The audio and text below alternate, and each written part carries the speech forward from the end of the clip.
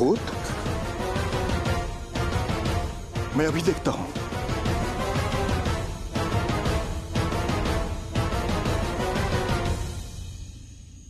तुम दोनों यहां? हे नंदी जी, हमारे स्वरूप क्यों बदल रहे हैं? यह शिव कथा का प्रभाव है पिशाच। जिस भक्ति और श्रद्धा के साथ तुम शिव कथा का श्रवण कर रहे हो, उसके कारण तुम्हारे अधर्म और पापों के प्रभाव का नाश हो रहा है और तुम दोनों मुक्ति की ओर बढ़ रहे हो। अर्थात इस योनि से हमारा उद्धार शीघ्र ही होगा। अति शीघ्र।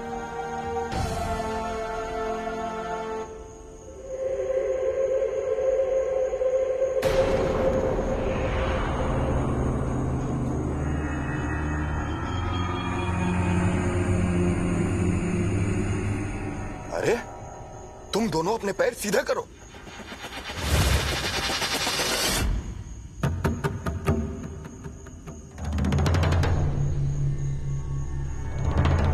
अरे अरे अरे, आप लोग भयभीत मत होइए। ये पिशाच अवश्य है, परंतु ये शिवभक्त पिशाच है। ये शिव और पार्वती की कथा सुनने आए हैं, ना कि किसी का अहित करने। तुम लोग यहाँ कैसे आए? आपके पीछे पीछे प्रभु। जब तक आप इस योनि से हमारा उद्धार नहीं करेंगे, हम आपका पीछा नहीं छोड़ेंगे प्रभु। हे नंदी जी, अब तो माता जी भी आ चुकी हैं। अब कृपया और विलंब मत कीजिए। अब कथा सुनाना प्रारंभ कीजिए प्रभु। हाँ प्रभु, ताकि माता के पिता ऋषि कात्यायन के आगमन से पहले ये कथा समाप्त हो जाए और हमारा उद्धार हो जाए। नंदी जी, कथा सुनाइए। जो आज्ञा प्रभु। बैठ जाइए। आज मैं आप सबको महादेव और माता पार्वती की एक अत्यंत ही रोचक कथा सुनाता हूं। ये कथा है केंदुकेश्वर शिवलिंग के निर्माण की। एक समय की बात है जब महादेव और माता पार्वती कैलाश पर बैठे चौसर खेल रहे थे।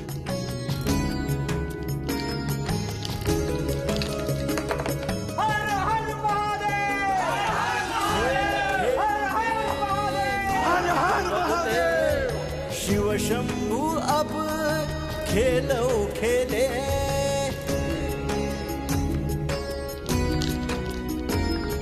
खेल खेल में नियति जो बदले। शिव शंभु अब खेलो खेले, हार जीत है जिनके सहारे। वो शंकर भला किससे हारे, वो शंकर भला किससे हारे। सब इच्छा है महादेव की, महिमा है महादेव की। इच्छा है महादेव की, महिमा है महादेव की।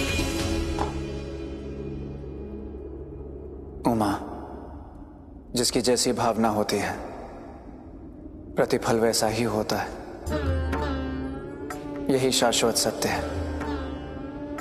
बारंबार मेरी जीत और तुम्हारी हार तुम्हारे चाहने का ही प्रतिसाद है।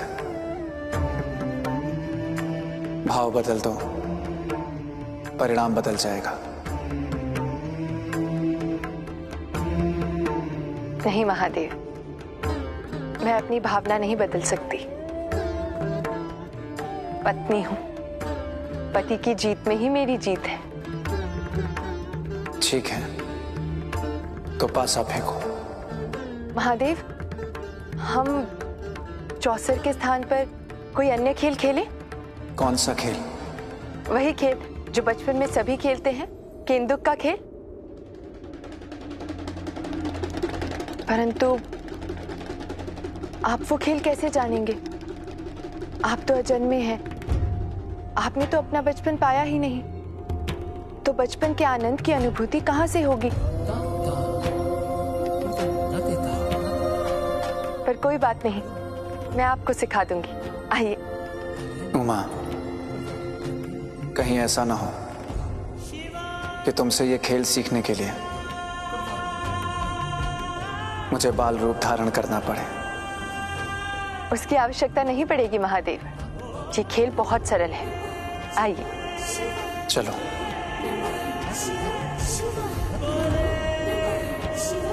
महादेव और माता का कोई भी खेल निष्प्रयोजन नहीं होता। इनके खेल में भी लीला छुपी होती है। वस्तुतः ये खेल संसार को विडाल और उत्पल नामक दो दुर्दांत असुरों के आतंक से मुक्ति दिलाने के लिए हो रहा था। वे दोनों असुर उस समय कैलाश के ऊपर से पार होकर जाने वाले थे और वहीं उन असुरों का वध भी होना था।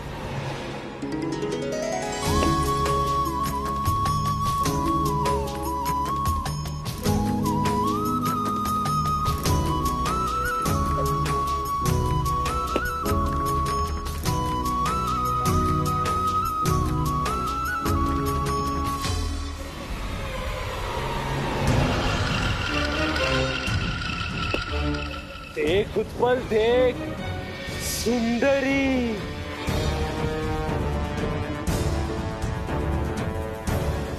चल इस सुंदरी को अपने महल ले चलते हैं।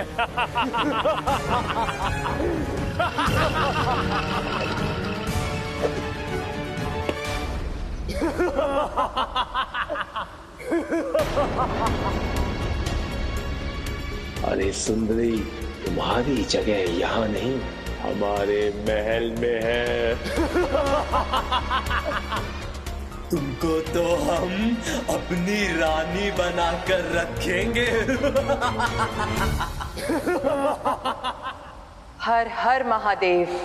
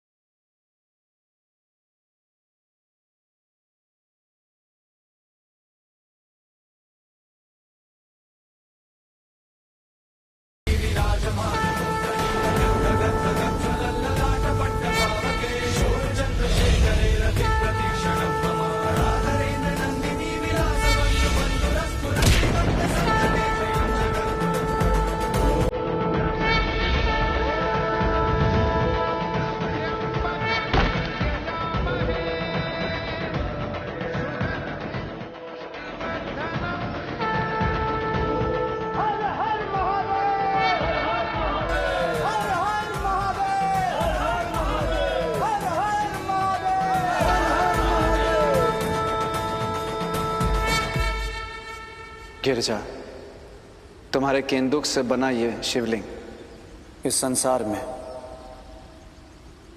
केंदुकेश्वर शिवलिंग के नाम से जाना जाएगा। और इस प्रकार महादेव और माता पार्वती के लीला से केंदुकेश्वर शिवलिंग का निर्माण हुआ। अब आज की कथा की यहीं विश्रांति।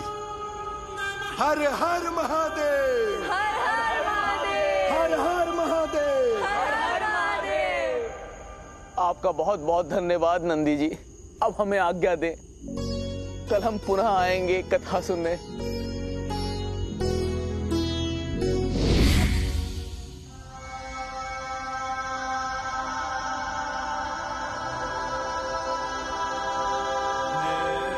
अरे देवी कात्यायनी तो कथा सुनते सुनते सो गई।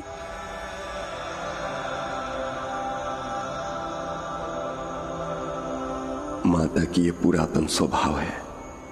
जब प्रभु माता को कथा सुनाते थे, माता बहुधा सो जाया करती थी। इनको भी ऐसे ही सोने दो, नहीं तो इनकी निद्रा में विघ्न पड़ेगा। परंतु पिताजी, यदि देवी भ्राता शिव के अंक में ऐसी सोती रहेंगी तो भ्राता शिव कब सोएंगे?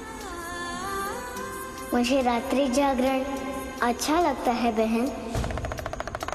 आप सब सो जाइए, मैं मित्र की जागने की प्रतीक्षा करूंगा।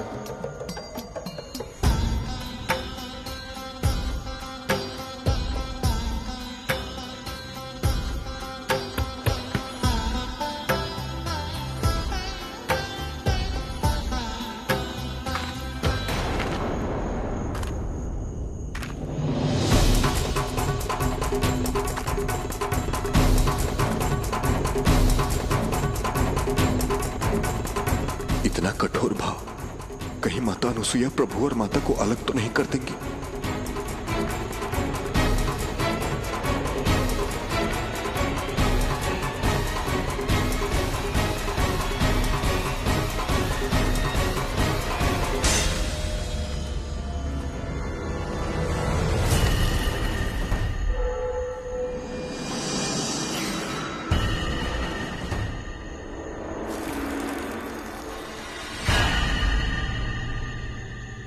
ये जंगल है, यहाँ हमें सावधान रहने की आवश्यकता है।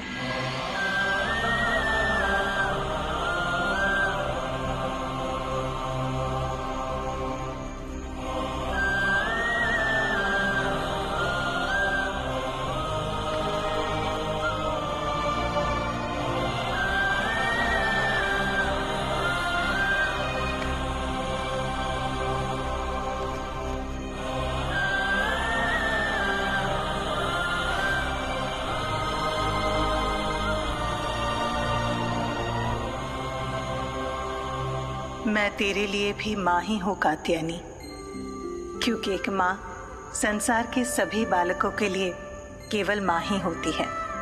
ममता विभेद नहीं करती बालकों में, इसलिए आज जीत ममता की होगी। तेरी स्मृति वापस आने तक मैं तेरे लिए भी वही रहूंगी कात्यायनी, जो अपने शिव के लिए हूँ, माँ, केवल माँ।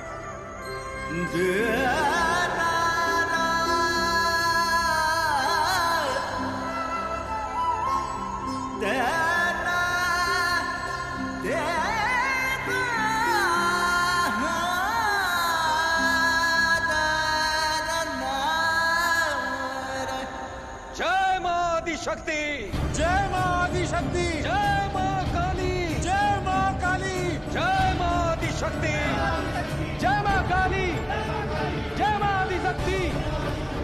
अपनी माता के सिंह हो तुम, स्मरण रहे अब समय आ गया है मां का ऋण चुकाने का, उस माता का ऋण चुकाने का जिस माता का रुधिर हमारी धमनियों में ऊर्जा बनकर दौड़ रहा है। क्या तुम सब तैयार हो? हम सब तैयार हैं, हम सब तैयार हैं। आपकी आज्ञा की प्रतीक्षा है गुरुदेव। हम रक्त की अंतिम बूंद तक लड़ेंगे रिसीवर। तो चलो देवी सेना प्रस्थान। रुक जाइए ऋषिवर, रुक जाइए।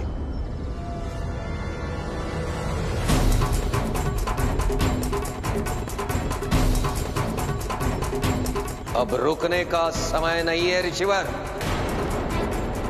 संभवतः आपको ज्ञात नहीं है कि अनुसुईया और उसके पुत्र ने मेरी पुत्री का अपहरण कर लिया है। यह आपकी भ्रांति है ऋषिवर। उन्होंने आपकी पुत्री का अपहरण नहीं किया है। माता कात्यायनी स्वयं उनके पास गई हैं। नहीं ऋषिवर,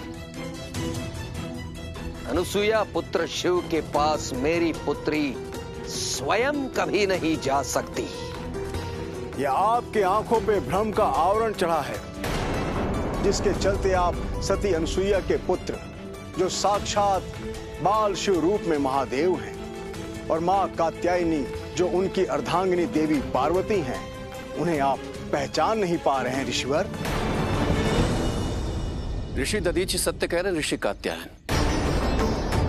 आपको नियति ने जगत के कल्याण के लिए चुना है, परंतु दुखद पक्ष ये है कि आप उनके संकेत को समझ नहीं पा रहे हैं। आप स्वतः सुखाय के भंवर में फंस गए हैं। ऋषिगण, जो भी कहना है स्पष्ट रूप से कहिए। तो स्पष्ट यह है कि बाल शिव और बाल कात्यायनी का साथ ही उनकी स्मृति को वापस ला सकता है।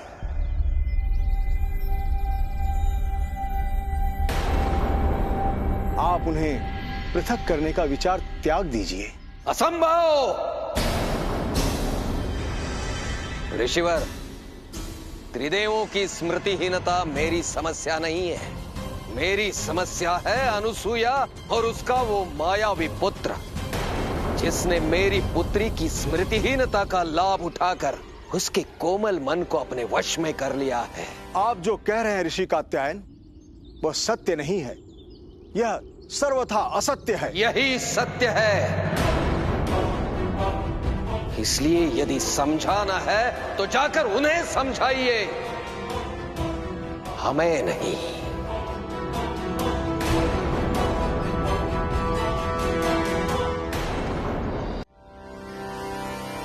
सैनिकों, आगे बढ़ो और घेर लो अनुसूया के क्षेत्र को। हमें हमारी माता किसी भी मूल्य पर वापस चाहिए। जय मां आदिशक्ति, जय मां काली, जय मां आदिशक्ति।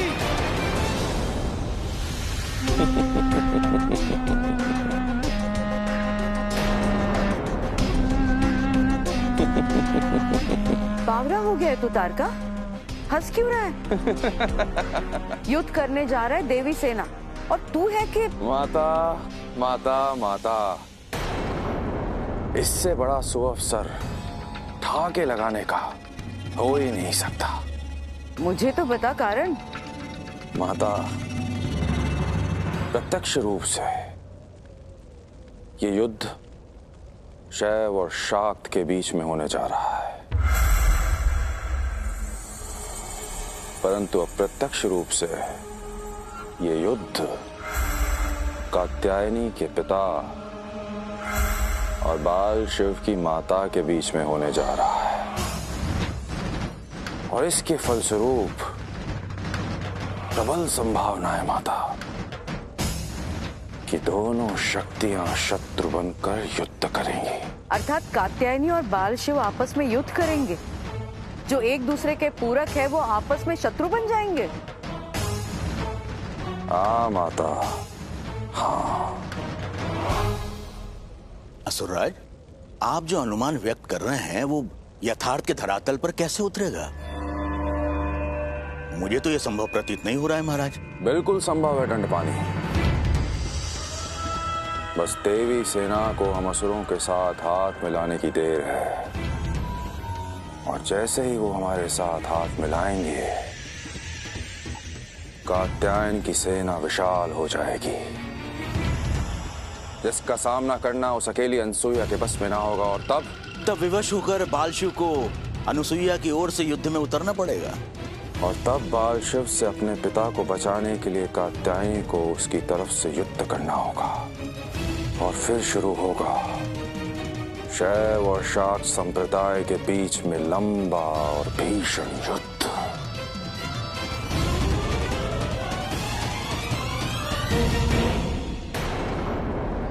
इस युद्ध के कारण उन दोनों का मिलन बाधित हो जाएगा, उनकी स्मृति कभी वापस नहीं आएगी।